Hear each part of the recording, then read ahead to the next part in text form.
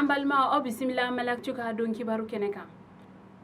Bi kibara minnu b'an bolo ka da kulo kan o de kunu arabado Septembre kalo tile 11 Tombouctou fasoden jɛkulu bɛ yen nɔ n'an ko a ma ko le collectif Tombouctou réclame ses droits olu kɔni ni Mali jamana ɲɛmɔgɔ kɔni ye bɛnkan sɛbɛn sɔrɔ u ka sirako kɛlɛ la.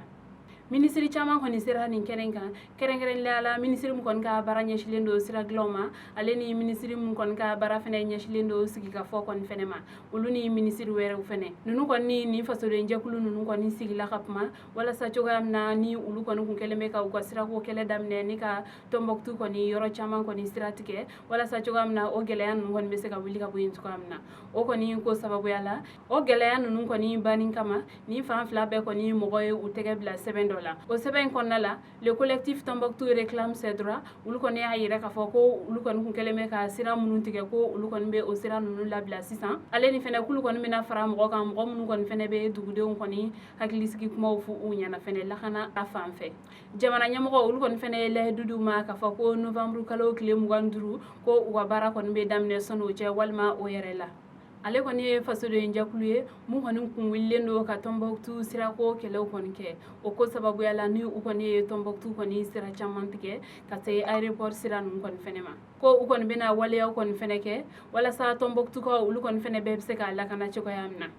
hali bi sirako kɛlɛ kɔni hukumu kɔnɔna la Gawokaw olu kɔni wililen don nin wagati laban ninnu na k'u ka sirako kɛlɛw fɛnɛ kɛ Gawo fasoden jɛkulu dɔ kɔni fɛnɛ bɛ yen nɔ ko ensemble pour Gawo kunu olu kɔni fɛnɛ wulila ni ka dagali dɔw kɛ o dagali kɔni kuntagala bɛna taa tile 2 de la n'i y'a ta k'a lajɛ kunu fo ka taa se bi kɔni ma nin dagalikɛla ninnu kɔni bɛɛ ye ɲɔgɔn sɔrɔ place des martyrs la ni ka u kunda rond-point kan Gawo gouvernorat yɛrɛ kɔni ɲɛfɛ ninnu kɔni ka laɲini ye walasa cogoya min na Sévaré ni Gawo o sira kɔni bɛ se ka dilan cogoya min na nin fasoden jɛkulu mɔgɔ ninnu dɔw ka fɔ la ko olu kɔni degunnen don bi kosɛbɛ ka sababu kɛ sirako ye ko n'i y'a ta k'a lajɛ ko hali ni olu kɔni bɛ fɛ ka n'u ka faaba kɔnɔ ni o ye Bamako ye ko olu kɔni jagoyalen don ni ka taa bɔ ni Niger ye walima ni ka taa bɔ ni Mauritanie ye ko olu kɔni bɛ o degun kɔnɔna la ko kabini wagati jumɛn ko n'a fɔla ko hali bi jamana ɲɛmɔgɔ olu kɔni tɛ ka o ko kɛ u kundoni ye ko o ko kɔni kɛlen bɛ tɔɔrɔyaba ye olu ma bi ko o ko kɔni sababuya la ko olu kɔni bɛ tile 10 jate de di Mali jamana ɲɛmɔgɔw ma